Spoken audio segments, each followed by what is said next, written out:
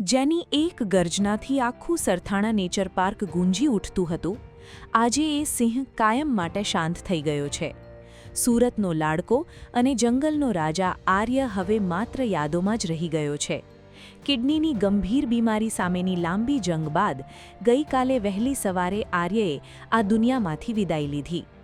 વર્ષ 2020માં રાયપુરથી સુરત આવેલો આર્ય જોતજોતામાં નેચર પાર્કની શાન બની ગયો હતો. સિંહણ વસુધા સાથેની તેની જોડી બાળકો અને મુલાકાતીઓમાં આકર્ષણનું કેન્દ્ર હતી. પરંતુ વિધિના લેખ કંઈક જુદા જ હતા. પહેલા પગની ઈજા અને ત્યારબાદ કિડનીની ગંભીર બીમારીએ આર્યને ઘેરી લીધો.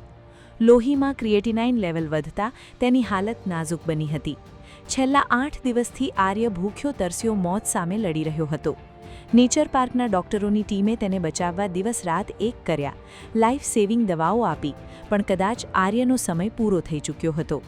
આર્યના મોતના સમાચાર મળતા જ ઝૂના કર્મચારીઓ અને પ્રાણી પ્રેમીઓમાં શોકની લહેર વ્યાપી ગઈ છે. આજે વસુધા એકલી પડી ગઈ છે અને સુરતીઓનો માનીતો આર્ય હંમેશા માટે પોઢી ગયો છે.